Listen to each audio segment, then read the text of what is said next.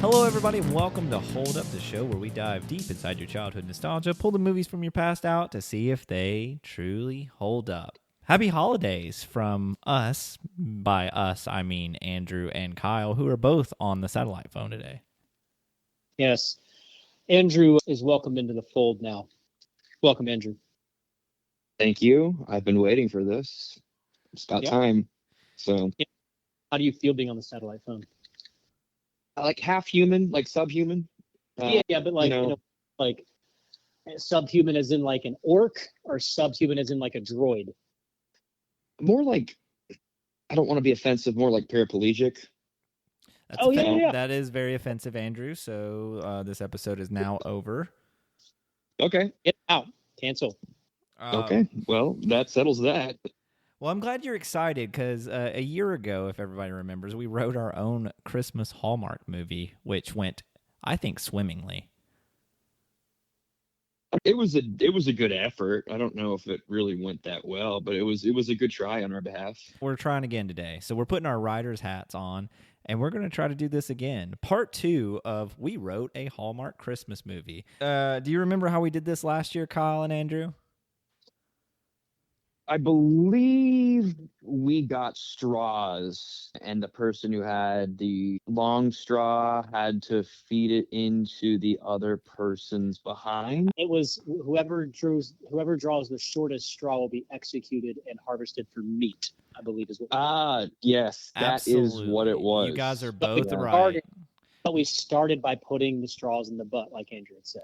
When we pulled it out of our butt, we realized that there are categories that Chase is going to read from, and we're going to pick from the categories and then try to build a plot around what we chose. And we realized that the straws were all the same length, and no one was executed and harvested for meat. And it turns out we just put the straws in for pleasure, baby. All about pleasure. Yeah, that's what it was. Well, Andrew, we're going to start with setting of this. We obviously know it's going to take place around Christmas time, but I'm going to pick one setting to start with. And as you said last year, these movies take place all over the world or all over the United States, mostly United States, I think. I think most of them are pretty much in the continental U.S. But I'm going to say 1940 Poland is going to be one of our places. I don't know if I don't know about that. I don't think we should go there personally. Jesus Christ, Chase. That's a tough one. What are you guys talking about? Are you talking about like a major history moment that happened in 1940 Poland? No, not at all. No. I didn't have to invade Austria. I didn't have to invade Poland. Warsaw. If Sorry. anything, we should do early 1940s, like northern France. If we're gonna go that route, I think that's the better route. We're okay. Well, I'll change it over. So we're doing 1940 France. No. Scratch this. This is not what we're doing. You know that you're being silly. We know. We said we can do multiple settings. That it could just start there. Like, I mean, you have options. Like, do we really want to do the 1940s though? I feel like we're a little bit like out of that. We could do modern day northern France. Why don't we do modern day Syria? Yeah, because that is much better. Why not Tallahassee, Florida in 2010? Okay, done. All right, so that's one setting. We're Tallahassee, Florida. Okay. Amazon rainforest. Yeah. Where though? Brazil, Peru, Guyana. Brazil, baby. Brazil. When you think of the Amazon, you don't think of Peru. You think of Brazil. You do if you go there. Brazil. We gotta say Brazil though. Think of that Pantanal. Oh yeah, get me in there. Do we want to do another location, or are we just settling with those two? Let's go to Gobi Desert to finish. Now remind me where the Gobi Desert is. Andrew, you fucking filth. It's I want you to remind me somewhere in China. Okay. So we basically got Florida, Brazil, and China. So great. I think that's enough. This is Mongolia and China. It's Yeah. Mongolia and China, depending on where you know. Well, it's the same thing where as you the land. Amazon. We're going to say China. And for the Amazon, we're saying Brazil to narrow that down. All right. So, Andrew, give me. We're going to start with two protagonists here. Give me one character. It could be anything. Ken. Name and all. Ken? Ken, yeah. Ken what? Ken Fistler. Nice. Fistler. Fistler. Describe Ken for me. He's a shorter man, Great. energetic, but fairly dorky and somewhat unassuming. He wears a lot of button-down, like short-sleeve shirts. Short, nerdy like, man? Would you say short, yeah. nerdy man?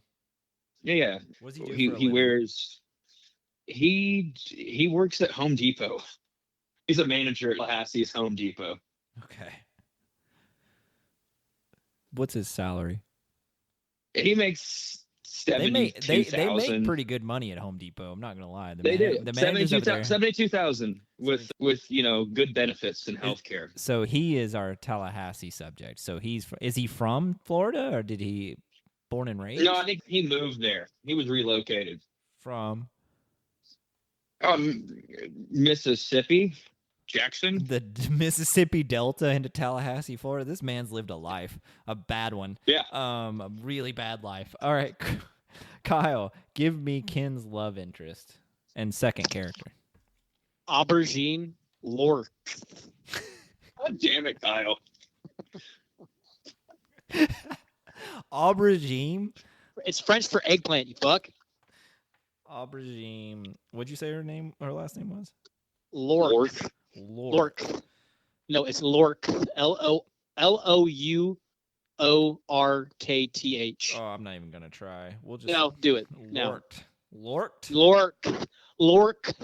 Louorkth. Do you know somebody with this last name? It doesn't matter. Where did you? What matters is the story. Okay, well, tell me a little bit about Aubergine. Aubergine works in a coal mine in the Amazon. Against her will? No. Okay. She wants this. She went to school for mining coal. She got her degree in coal mining at West Virginia State University. Go gold miners, baby. So Hell yeah. Didn't know they did gold mining in West Virginia, but I'm loving that. Don't. They offer a master's in it and a PhD. They do, a doctorate even. So she mines coal in the Pantanal. She's very much like woke, but for like logging. So like she loves coal mining and she loves the logging industry.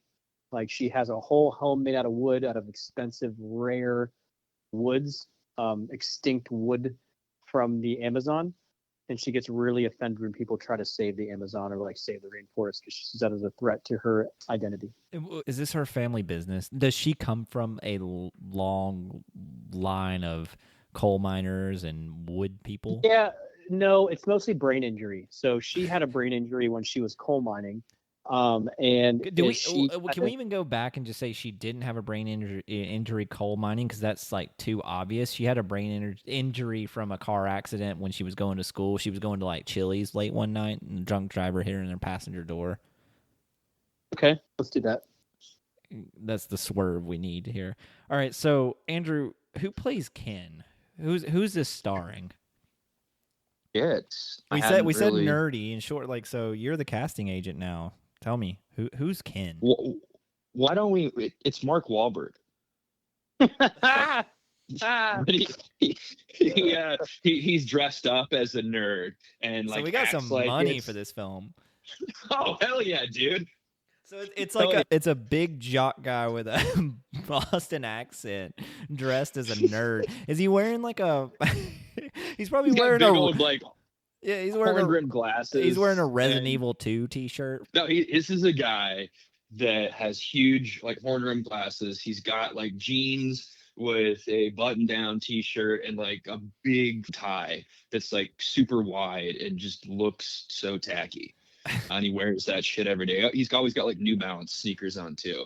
But yeah, he's muscled out like Wahlberg is. But they And don't. They try to pretend in the movie that he's not yeah, muscled out, like he's the ugly yeah, one, even though this yeah, is a and very he's from the Mississippi Delta, but he's got a Boston dialect. yeah. Well, yeah, but he's not going to change it. Aubergine, Kyle, who plays her? Tilda Swinton.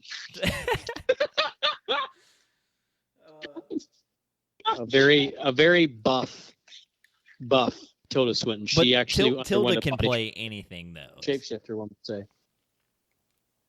So, what is the theme we're going for with this Christmas movie? I mean, it's got to be something revolving love and wholesomeness, right? I mean, we can't stray too far from that. Should we say opposites attract? Maybe Mark Wahlberg is trying to save the rainforest because he's tired of the lumber that's coming through Home Depot, and I don't understand it because she's a coal miner, but maybe the coal that they're getting for their Christmas fireplaces is like out of control, and he's getting mad, and he's trying to shut down the coal industry, and it reflects on Aubergines. It's their biggest time of year. They ship the most coal. Yeah, keep the houses warm. Yeah. So opposites attract, or Yeah, I think so. yeah, like conflict brings people together. I don't know. And what's our conflict here, Andrew? I think we kind of just came up with it, but Yeah, I would say we did. I think you just came up with it. I don't Okay. think there needs to be any more all right, perfect. dissertation over that. I think we've got everything we need. So, Andrew, let's start with you. We're going to start on Act 1.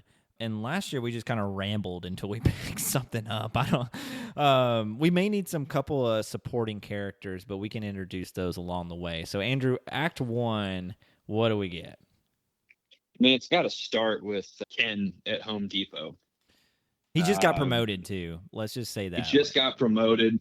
You know, this is a guy that 43 years only old. worked in he only worked in lumber. Like that was his baby, and he's very good about identifying the different types of wood and all the variances that are in that department. And he gets promoted, and he's like store manager now. But you know, he's a little hesitant. I said he's a little unassuming, so like he's not as confident as he should be in regards to the duties that have now been bestowed upon him. So I don't know. Act 1, we can say that he starts to lose the store a bit. They don't respect him. Yeah. He only knows lumber. He doesn't know anything about. He doesn't know power tools. He doesn't know gardening. No. He doesn't know fixtures. He doesn't know any of that shit. And it's Christmas, so they're getting all their coal shipments in for the fireplaces. Yep. And we gotta find a way to tie the conflict in here. But he hates coal. He gets it all over his hands. He doesn't see it as a usable fuel. I think we should do something where he takes a bag of coal to his mom's place, and her house burns down and kills her in it. Yeah. And then the firefighters show up, and they're like, "Yeah, this coal was shit. It didn't burn properly." So it was unrefined coal from the Pantanal in the Amazon. Yeah. And he's like, you should really look up that company and try to sue them for this. Like, he starts getting more reports. You know, he kind of goes down the rabbit hole and gets paranoid and starts putting up newspaper clippings all over his like apartment. Or no, he doesn't live in an apartment. He lives in a 1-bedroom house on the edge of Tallahassee. The gutters are hanging off of it because again, he doesn't know shit. And there's a Texas Roadhouse right down the street. Yeah, that's important, and a Publix. Yeah, no, not a Publix. It would be something like a Piggly Wiggly. Piggly Wiggly. Yeah, he would. They have the Publix is in the good side of town. He's got the Piggly Wiggly. You're right. Yeah, and the Piggly Wiggly's like he knows everybody there. They want him to be their store manager. And that's where his like personality comes in.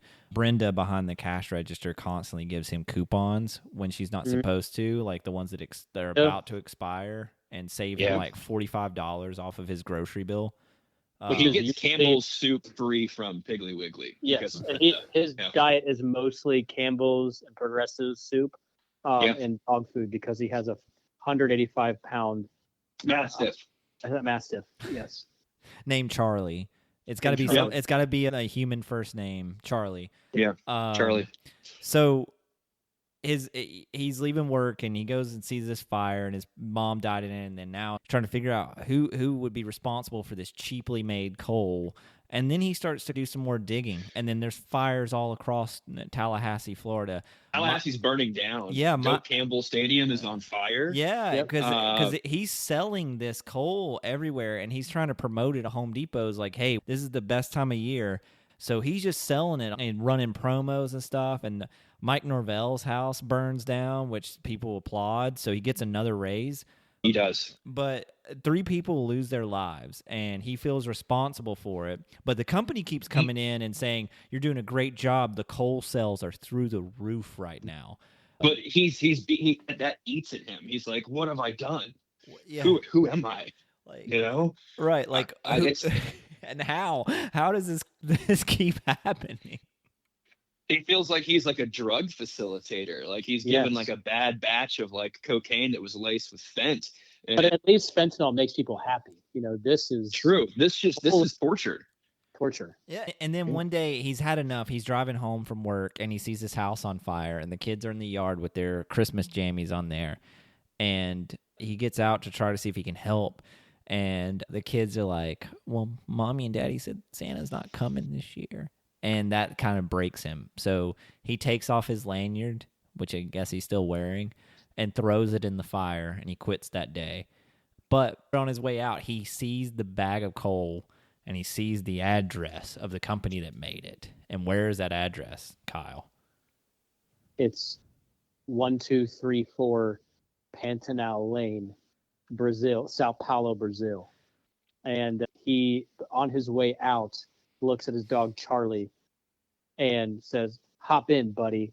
And he drives him over to the Piggly Wiggly. Did they get a 1997 Toyota Corolla? Yes, and he's taking up the entire back seat, tail out one end, head and ears out the other, and drives him over to the Piggly Wiggly and says, hey, Brenda, I appreciate your help. I need one more favor from you. And he hands off his massive Mastiff over to her.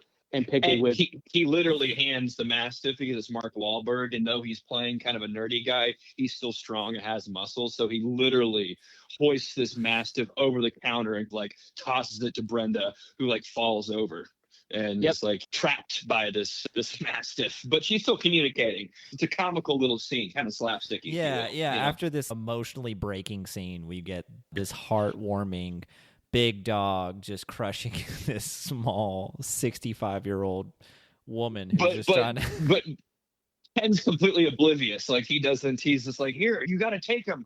You know, we'll look after him. I've got things I got to do. And she's like, okay, all right. Oh. Yeah. And so he goes to the airport and meets his friend Charlie. No relation to the dog. And spelled differently. Charlie. This Charlie is Ley. Yeah, that's too. Some weird Z in there. And Charlie has like a private plane. It's not anything like crazy. It's like a Cessna. And he's like, you're gonna take me to Brazil. And he's like, all right, I don't know. And he's like, Charlie's been drinking. So he's like, we can do that. We'll do it tomorrow. And he's like, no, you'll take me now. So they hop into the Cessna, and he's got like a duffel bag, and all he packed into it was like 3 pairs of pants, 2 shirts, and his Game Boy Advance. That's all. He's got like a military backpack. That's all he has from his days in the National Guard. But there's nothing, no resources in it at all. He doesn't even know where he's going. And he, like I said, he doesn't have any money to travel. He's got to get Charlie to do it. Plane's going all over the place because Charlie's been drinking. What has he been drinking all day, Kyle? Everclear, straight up. The only thing he drinks is Everclear. So Charlie doesn't have many teeth. He doesn't have many teeth. He's cutting it with Mountain Dew, Code Red. Nonetheless. So he gets for free from the Piggly from Brenda as well. Brenda's been watching after Charlie. I don't know how he even has the Cessna. His dad gave it to him or something. So he's flying all over the place. And next thing you know, he's flying straight into the storm.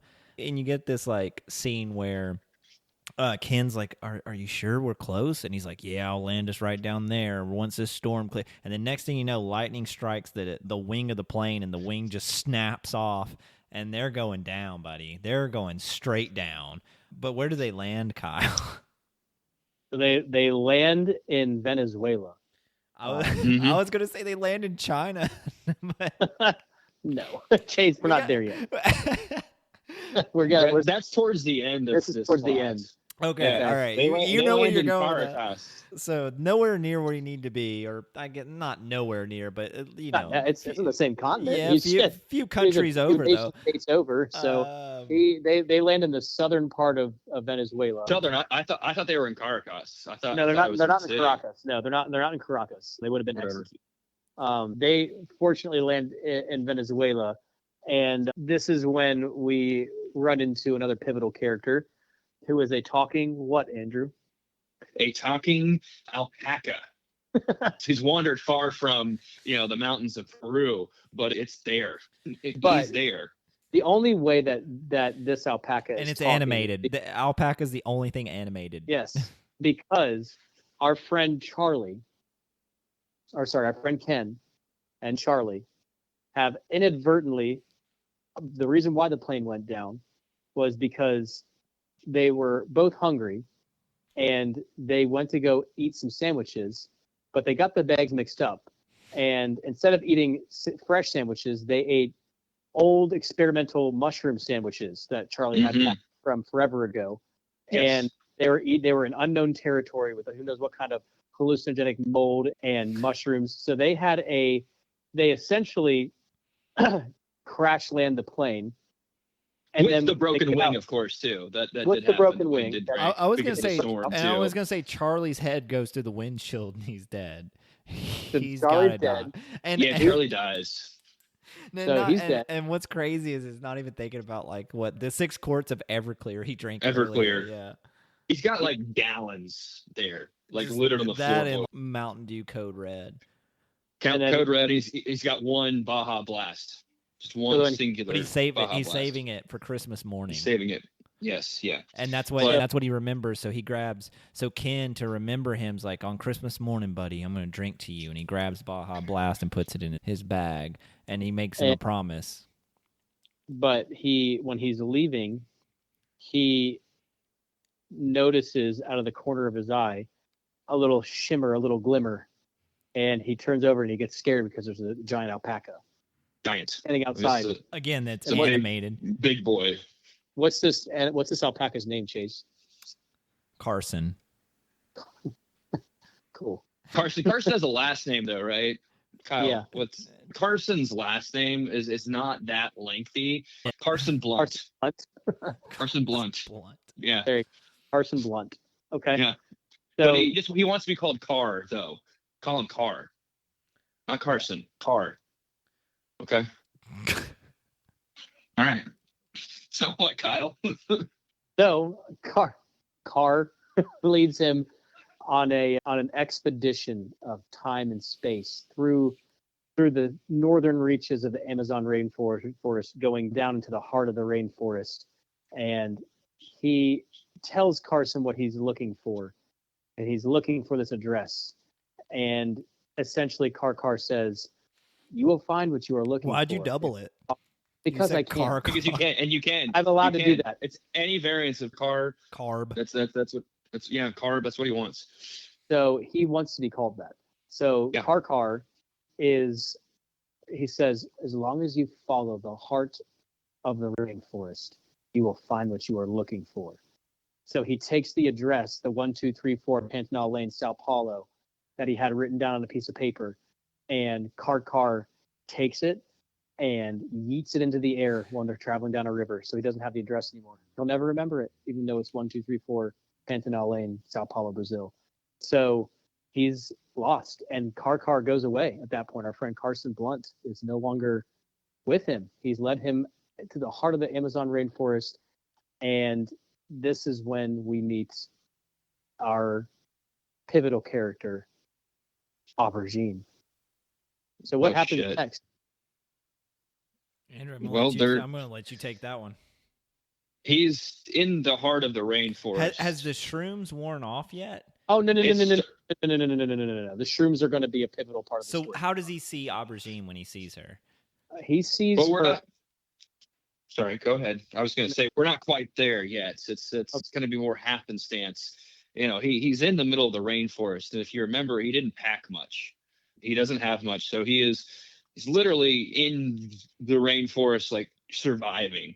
He's eating bugs. He's making tents out of like big old leaves and such. He's starting I don't to. even think he's that good. Remember, he was not wanted at Home Depot. What, So when I say he's making tents out of leaves, he's pulling off like a giant, like Palm. 3x4 palm to hold over his body while he just sits in the ground of the bug-ridden Amazon rainforest. He's not doing much. He's just surprised wandering he's through living aimlessly. at this point. Yeah, He's got cuts all over his body. He's He's probably been- facing a number of infections at this point. I think he's been bitten by Um, a couple bullet ants too. and Probably. maybe some poison dart tree frogs, or he's come close to that. Yeah, he's just aimlessly wandering through the rainforest, and But he's following his the heart. drugs. He's following his heart, and the drugs are giving him this second wind that if he didn't have that, he probably would have died. And Aubergine, our other pivotal character, just happens to be in the same vicinity as him. Why is that, Kyle? Because she is going out to take a shit. Why is she in Brazil? What brought her down there? Well, Brazil obviously has some of the rarest trees that there are, and there's a lot of coal mines. In her mind, there's an opportunity to coal mine out there. So she's doing a survey of the land, so to speak, because she wants to see what she can get her hands on. So she's got her axe with her. She's got her fire making kit. She's got a whole pack on her with water. She's ready to go. She's prepared. Yeah. But this is a beefed out Tilda Swinton we're talking about. Like she's got stacked and capped delts. Her quads are rippling. Her chest just looks like it could snap an acorn. She's ready to trudge through the Amazon rainforest, but she's got some healthy deposits she has to make. So she needs to do these away from the river so she doesn't infect her own water source. So I think you can even do it here where she saves Ken. Ken is not doing well due to all the infections. We're getting there. So Ken is meandering around, and he's wandering around. He's hallucinating even more. He's dehydrated. He's not doing well. So he is like talking to a tree at this point, asking for directions to the nearest McDonald's. When he feels something warm on his shoulder, and he looks over, and it's shit. It's human shit. And he goes, "Where did this come from?" And then you hear a voice go, "Up here, up here." And he looks up, and there's Tilda Swinton, ass cheeks out, just shitting out of a branch of a tree because she has to stay safe from jaguars. So she shits out of trees, and she shits on him, and she goes, "Hello, up here." And then that's how we got Mark Wahlberg. We showed him the script and showed he was going to get shit on by Tilda Swinton, and he signed off on it immediately. Well, it's like getting shit on by a bird. It's very good luck. So he obviously is immediately smitten because she climbs down and he greets her, and she wipes some of her own shit off of his shoulder and is very enamored by this small muscular man. But because our friend Ken is still on drugs, he sees her as a very robust crepuscular capybara. So he is still talking to essentially a nutria or a giant rodent at this point. But he doesn't ask questions. So what happens? They start making their way through the rainforest to her camp. She's using some of the stuff out of her backpack to doctor him up a little bit. He's got open wounds. Yeah, he's got open wounds and bug bites and all sorts of shit. She's taking care of him. She's getting him sewn up to make sure he doesn't get infected. She's like giving him food and water. They're having a nice little chat too. Nothing really more than just mundane kind of chatter. And then where do they go from here, Andrew? They're at their camp, and I think at this point, this is when the drugs start to wear off on our dear friend Ken. And he's sitting by the fire. He's drying off after a whore's bath, if you will. And the crackling of the embers just kind of like launches him into reality. And he sees, and then he's like, "Who are you?" who are you? What am I doing here? And she's like, oh, you're fine, buddy. Calm down. Come down here. Have some mineral water. And she hands him a canteen, army canteen, and he chugs all of it. And at this point, he knows where he is, but the past is a little fuzzy. And he starts to explain to Aubergine like why he is where he is. He's searching for this address in Brazil because they're the ones who supplied some bad coal, which killed a lot of people in his hometown. And Jean is taken aback by this. Maybe kind of not necessarily offended, but she thinks that this Ken guy might be some sort of like activist. And at this point, she's kind of distrusting him. She's very guarded. She doesn't even, she keeps everything close to herself. Like, she does not tell him that that's where she works and that she is a coal miner. She just goes, oh, okay. Oh, why are you all the way out here? And that's where, but you can tell that her demeanor changes when they start talking. It does. It does. But she keeps asking more questions, and she realizes that Ken isn't necessarily some agitator. He's here for a moral and just cause.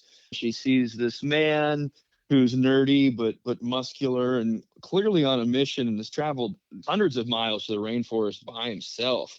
So the trepidation goes away, and she really likes the way his bicep veins kind of like pop out, and the way the muscles are squeezed by his short sleeve button down. Okay, so wow, Andrew. there's a moment there where she's not trusting, but then as she stares into his brown eyes and hears his story and sees that physique, and she thinks his Boston accent is very sexy.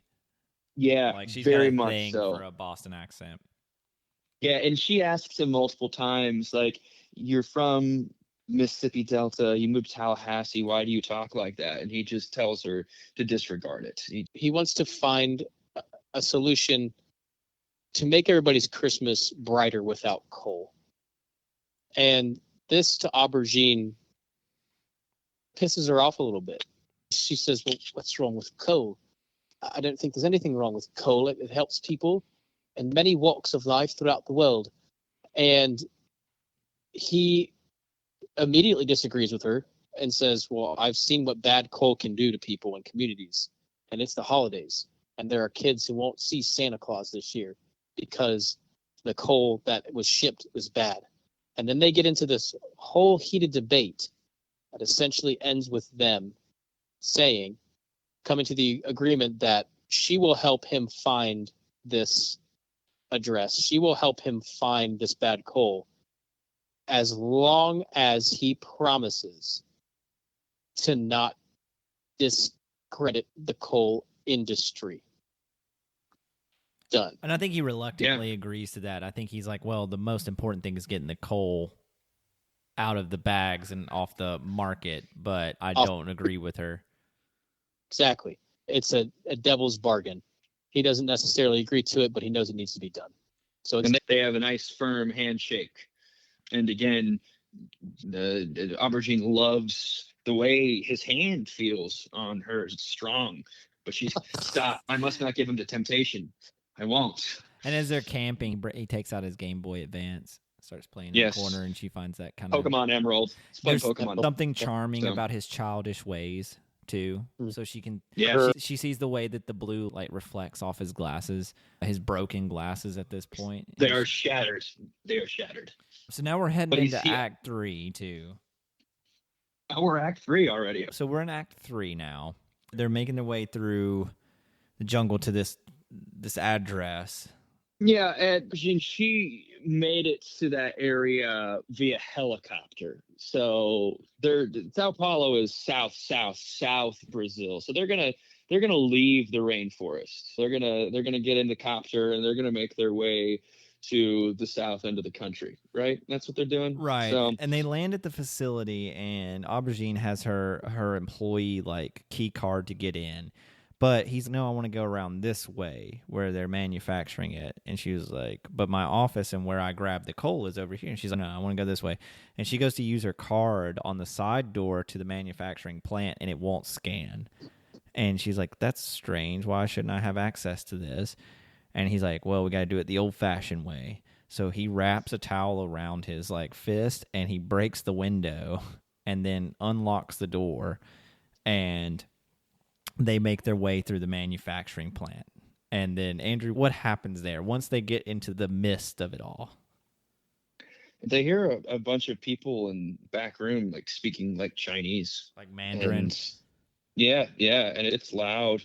There are people like yelling and arguing, and they get closer and they start to eavesdrop. But they can't really understand what they're saying. They know it's important and they know it's about the coal.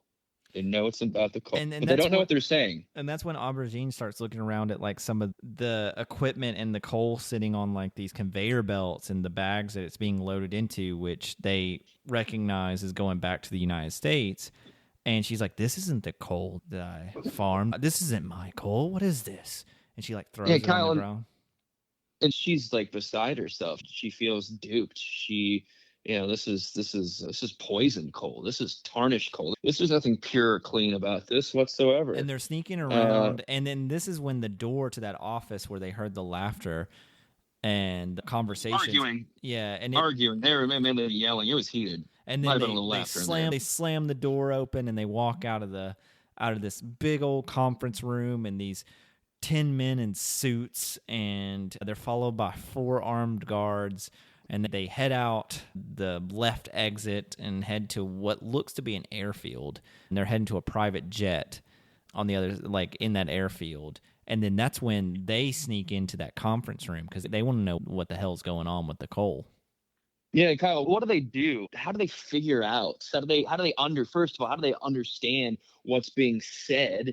How do they formulate the idea of like devising whatever this conversation has taken place?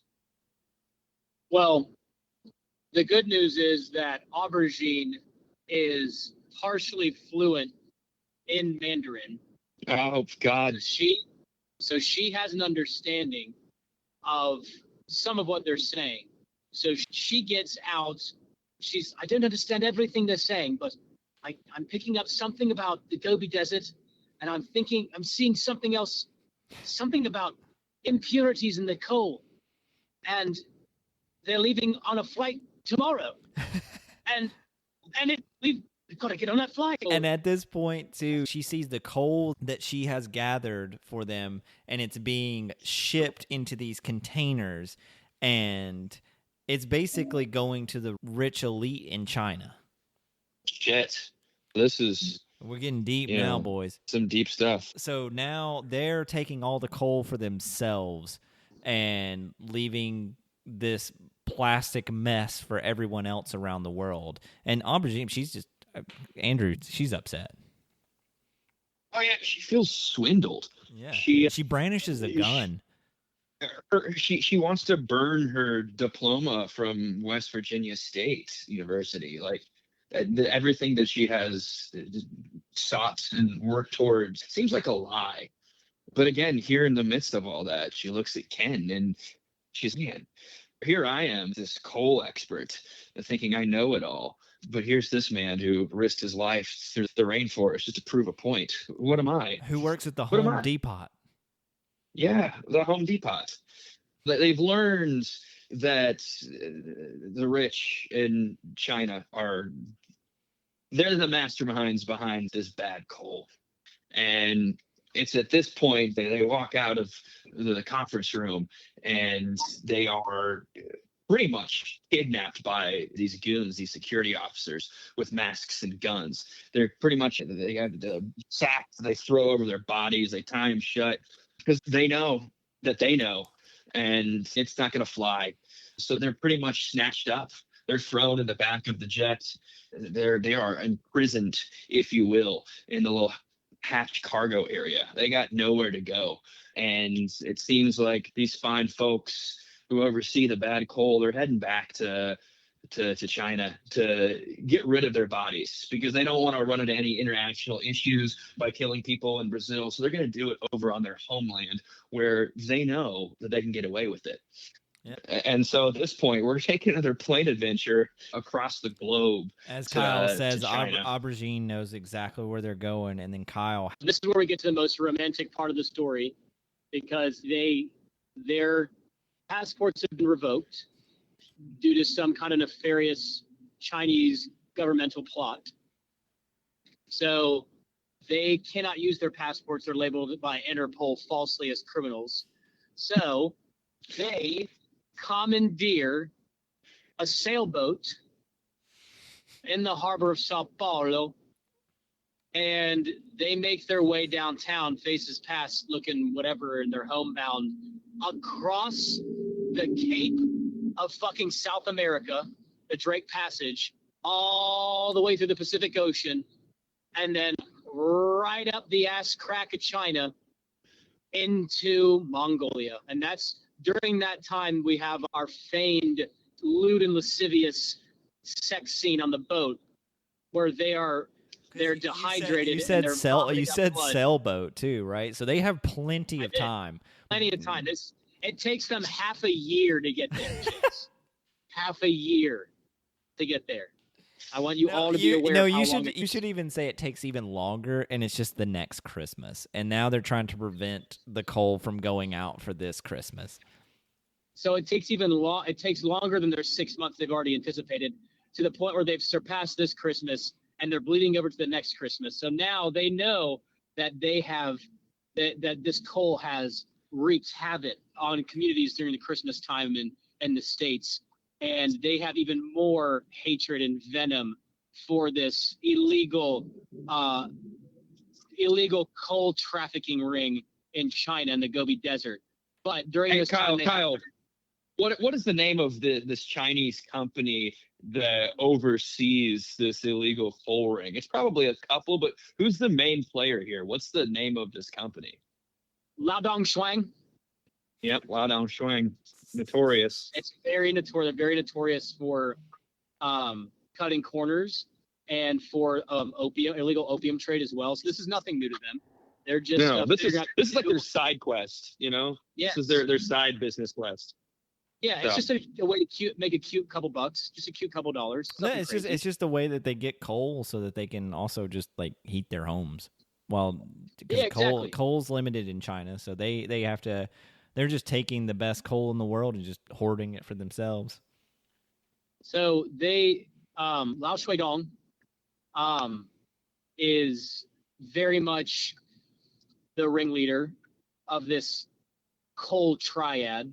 I do want to bring up something too. Like, so it's while like going back, we also have to tie this in there. So before their first sex scene, it is Christmas morning as they're sailing out, and it's a beautiful sky, and Ken opens his bag and goes, "This is for you, buddy," and pulls out the Baja Blast, and they share it together. And that's before the first sex. I had to make sure that got put in there.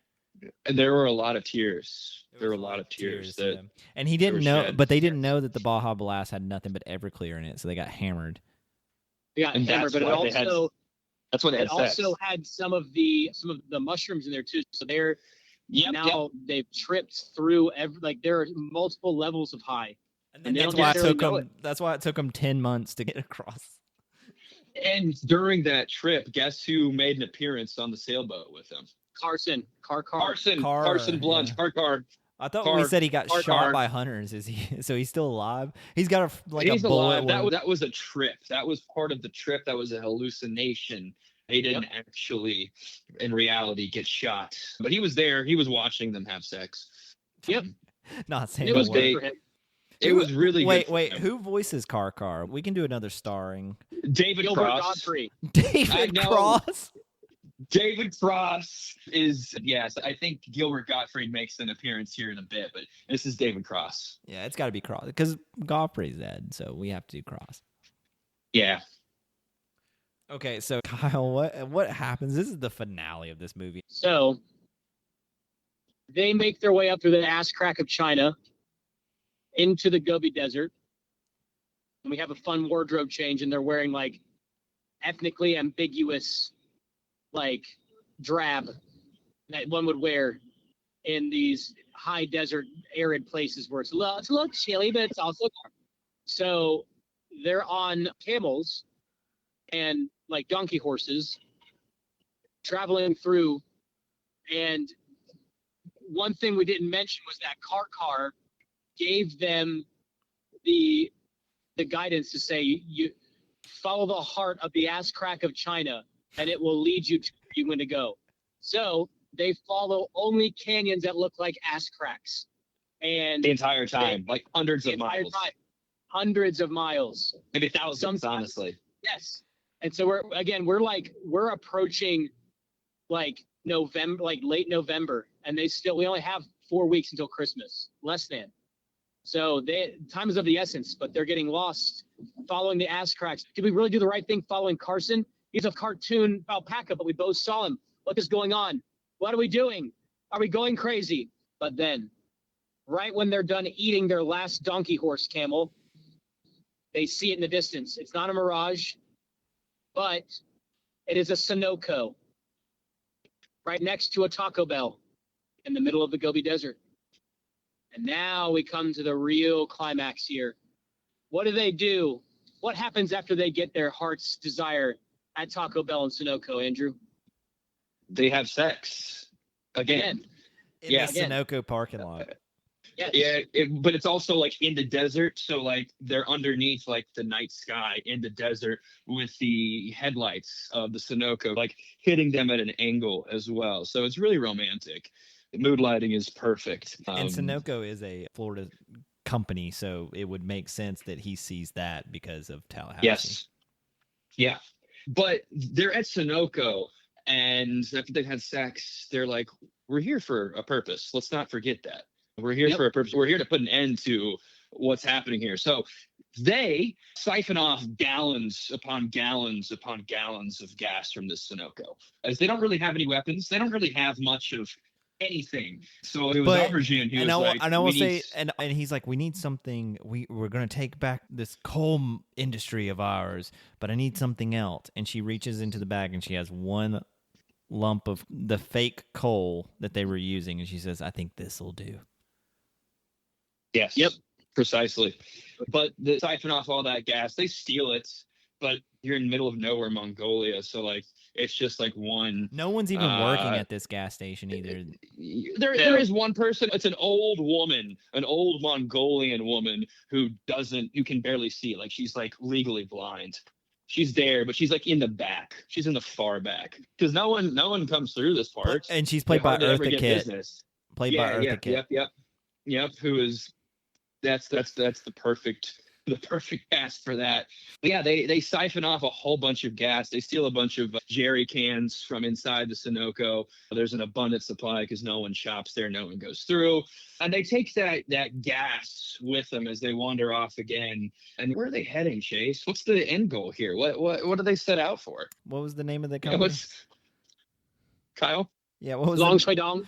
They're going to Mr. Dong's huge palace, and they're going to wreak some havoc on him and his cronies. He has a business party there where he's bringing up all of the people that work for him, and they're having this big old shindig. And then what happens next, Kyle? So this is where we get to this is like the climax and denouement. So they crash that party big time. They go in, they start taking out the security guards, they grab all of their weapons, they take out everybody until it's just the people in the party right now. I want to say this is where Ken's National Guard training really came into play here. And then he learns that Aubergine is also in the National Guard. Correct. Yep. In West Virginia. So they both have a lot of experience with the two of them, and they can finally put their rage together. So they're snapping necks, ripping cocks, snapping knees, taking Achilles out, making sure everybody's soleus is well underdeveloped and fucked. They even take somebody through a bad Zumba class. They're not fucking around. And to prove a point, they take one of the small but like fat security guards and they burn him alive. They get the jerry can out and they put a little douse of that gasoline on his face and pull a match from the one guy and they light him on fire. Just to make an example. Yep. Just to make an example. So, they don't want this can't go down as like they we can do this over here in India. We can do this in Russia. No, you'll be lit on fire. Done. Surrender or die. A horrific death. So, luckily, the rest of the pitiful band of fuckers drop their weapon and flee. But that leaves us with the partygoers. So, this is the most rewarding part of the film, because this is when the real Christmas spirit comes out. They line everybody up against the wall, and they start going, "You, Four Eyes, you're on the naughty list," and they execute him. "You, bow-legged fuck, you're on the naughty list," and they execute him. So on and so forth, down the line until they get to I Mr. gotta say, Dog himself. Andrew mentioned this at one point. This is not a Hallmark movie. This It is. No, it is. And what happens? So they get finally to Mr. Dong, and they go, "Mr. Dong, what do you have to say for yourself? You're on the naughty list." And he speaks Chinese, and they go, "I can't understand what you're saying. What? You're on the naughty list. What do you have to say for yourself?" And he keeps on speaking in Chinese, and he goes, "I don't speak Chinese. Why are you on the naughty list?" And he keeps on speaking in Chinese. He goes over and he kneecaps him with a hammer. Kneecap on. And he goes, "I can't understand Chinese. I won't say it again. Why are you on the naughty list?" And obviously this man doesn't speak any Chinese. So Mark Wahlberg goes down. He goes, "You know what? Stop. Just stop. Stop." He gets down. He kneels down in front of him. He takes down his zipper, unbuttons his pants, gets his pants around his ankles. His dong is flapping out. And he goes, "You ready to play Jingle Balls?" And he just annihilates his ball sack with his mouth and just and punches his balls and punches and punches. And this is when Aubergine really falls in love with him. She says, "Stop, stop, stop, Ken, stop, stop. I've got this." And she takes over on the other side of him, on his butthole. And they're just going to town on him. All right, seesawing back and forth. And they get through with him. And he says, "Please stop, please stop, please stop." And they go, "Oh, you do know English, don't you?" And he goes, "No, no, no, no, no, no." So what happens to end everything off, Andrew? They take their jerry cans filled with premium grade Sunoco gasoline, and they douse 10% everything in ethanol. the vicinity. Yep, they douse everything and then just light it on fire with And the piece of coal, and they with the piece of coal. Yeah, don't forget about that. But it's not so much a fire as it is a massive explosion. And yeah, everything, all the plans, all the ideas of what's his name? How do I pronounce it again? Dong, Mr. Dong. Mr. Dong. Mr. Dong. Yeah, it's completely eviscerated in the billowing explosion, smoke and flames. And there's no one around them at this point. So again, they're kind of do we stuck get out. that cool slow motion walk away as they walk away from the Yeah. explosion? And then what Yeah, song again- what song plays in the background? Oh, Jingle bell, jingle bell, jingle bell rock. Bell Rock. Yeah, Jingle by bell, Brenda Lee. Jingle bell swing. The Like Brenda Lee version. I think we should stick with the classics here. You know, where we want to capture that real Christmas spirit, and I think the Brenda Lee version really does the trick. Yeah. So I think so too. Is that where we get the credits?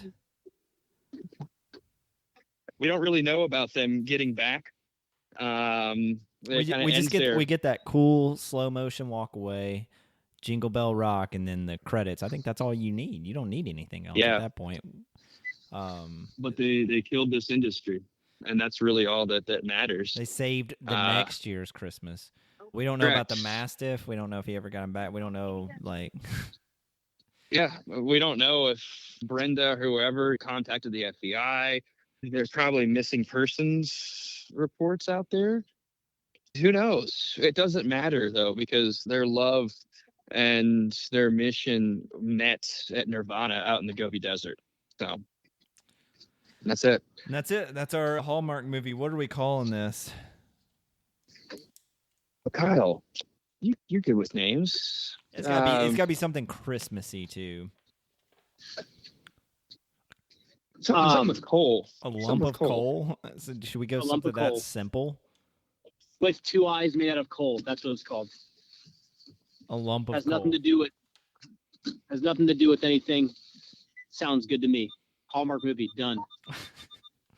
This isn't Hallmark. This is like AMC It's- or like it's like USA. Yeah, something, this like- is. I mean, this is Spike TV back in the day. This is. Yeah. But that's it. That's part 2 of our We Create a Hallmark movie. Until next year when we do part 3.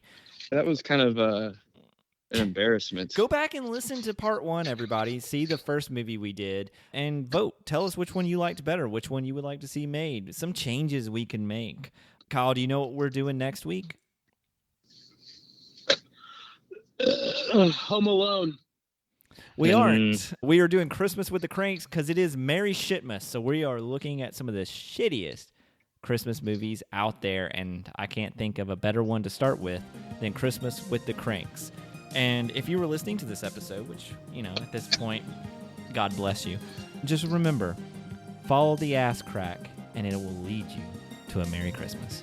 And we'll see you all next week for Christmas with the Cranks.